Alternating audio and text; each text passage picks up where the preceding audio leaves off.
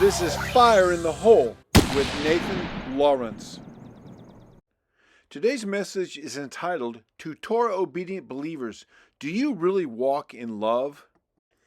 This is a hard-hitting message to Torah-obedient Christians whose hearts are as hard as a rock when it comes to love.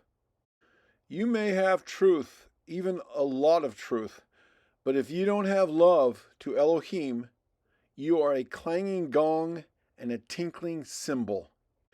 And your Christian brothers who you denounce may actually have a higher reward in the kingdom of heaven than you will. If you are serious about being a true disciple of Yeshua the Messiah, then please stay tuned to this message. Well, hello again, everybody. Nathan Lawrence here, Hoshana Rabbah. Welcome aboard. And glad to have you with us today to join us, whether you're watching us on our Zoom or whether you're watching us later or listening to us. I might mention this is Hoshana Rabbah. You probably knew that already. And if anybody is interested in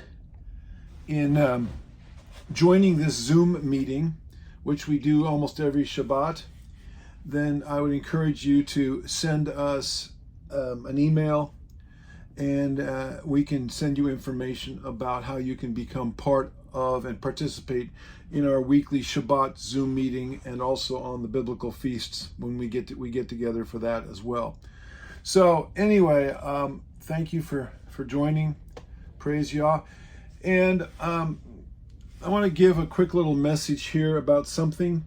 The last several weeks we have been talking about love, and let me get something here real fast. And we have been going through, kind of using as a base of some information or some writings of Richard Wurmbrand, who was in a communist prison in Romania after World War II for 14 years. And he, as many of you know, started the Voice of the Martyrs.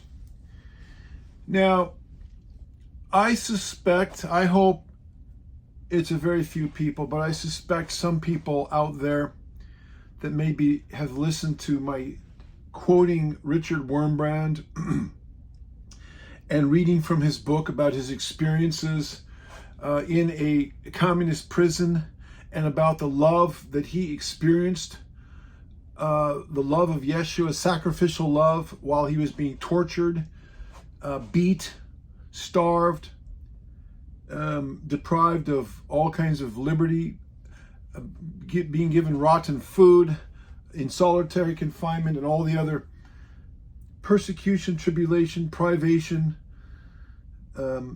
torture that he and many others went through and are still going through in various countries in the world. Richard Wurmbrand was Jewish, but he was not a religious Jew. But he came to faith in Messiah, in Jesus, and became a Lutheran. And so far as I know, he was a Lutheran till the day he died. I sense that there are some people out that are saying, what are you quoting a Christian Lutheran pastor for? Why are you lifting him up as an example to follow?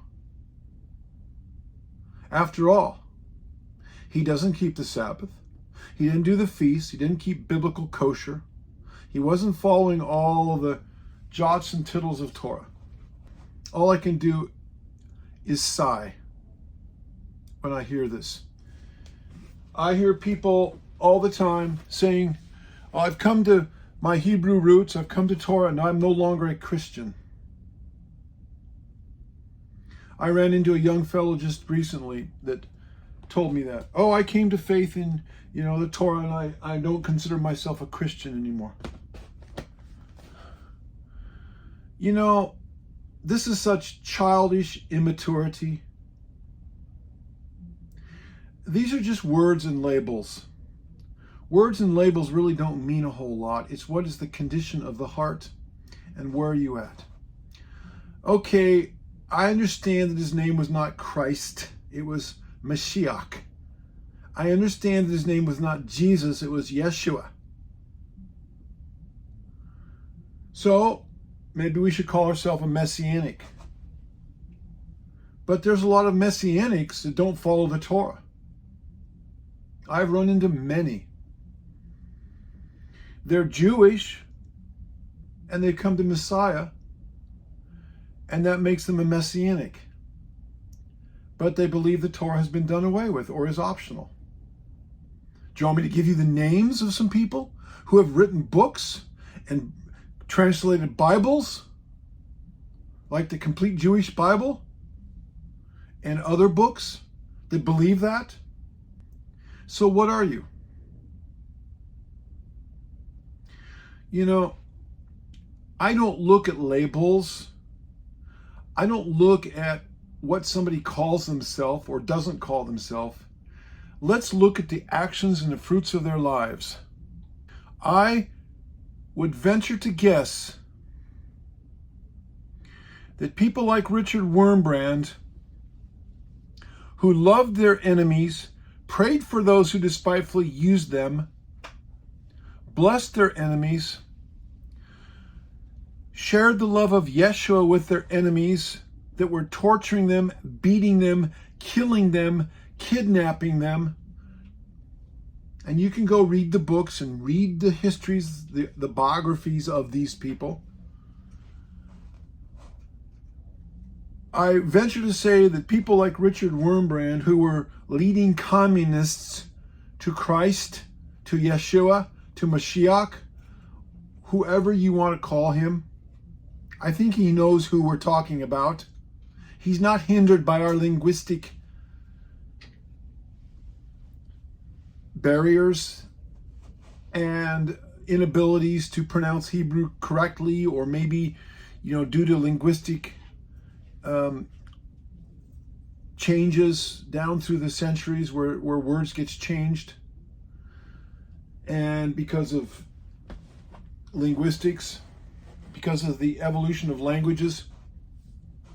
Come on, guys, let's grow up. I know I'm preaching mostly to the choir here. I'm talking to a few out there who have gotten hung up on the minor issues and are overlooking. They're straining at gnats like the Pharisees of old, and straining at gnats, and are worrying about swallowing camels, as Yeshua said, and they are separating out their mint and their cumin and their anise and their rue and tithing, and they're omitting the weightier matters of the Torah: mercy, justice, and faith. I am convinced that people like Richard Wurmbrand, who may not have been following the letter of the law of a lot of the Torah, or some of the Torah, but they were certainly walking in the spirit of the law. And they were leading people, including their torturers, to Christ, to the Messiah, to the cross. And lives were changed. People were converted. And that's a step in the right direction. And these people were willing to lay their lives down. No greater love is there than one would lay their life down for their brother. We may know all the truth. We may be able to, know everything about the Torah.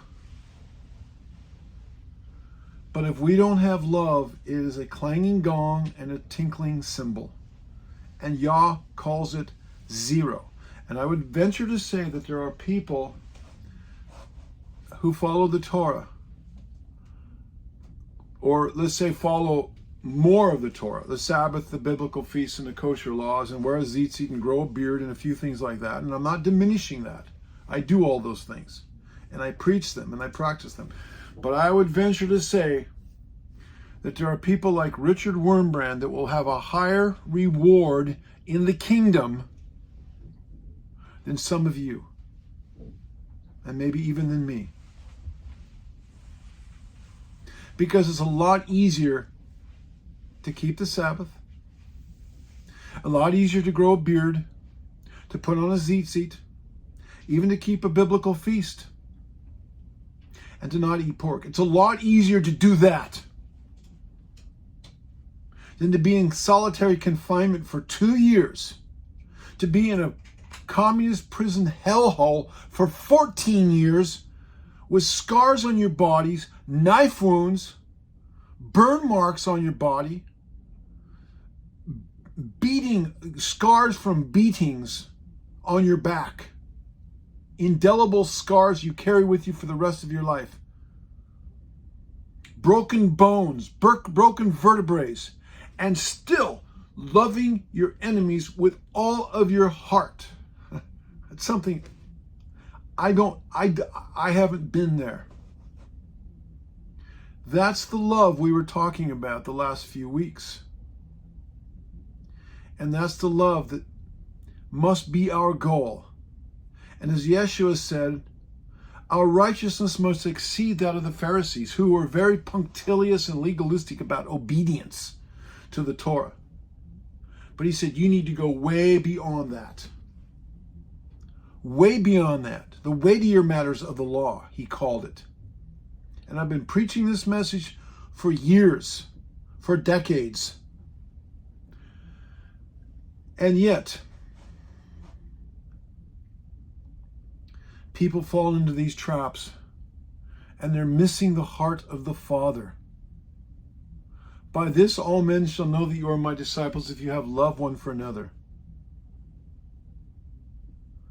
Not how perfectly you keep the Sabbath, how long your beard is, or any of that. And again, hallelujah, let's do it all.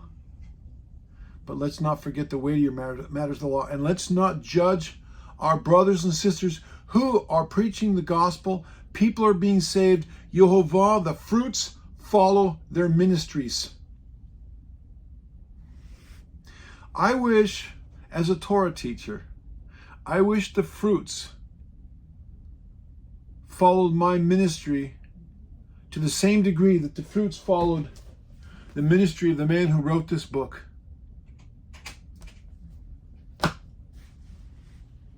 I don't even come close, at least in my estimation.